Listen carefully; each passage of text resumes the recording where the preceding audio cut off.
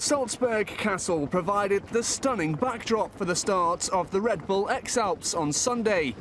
It was extremely cordial before the start of the race, but as this is the 10th anniversary of the X-Alps, the competitive nature engulfed Toma Coconea before too long.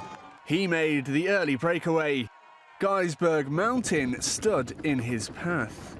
Coconea maintained his lead all the way to the top of the 4,226-foot climb.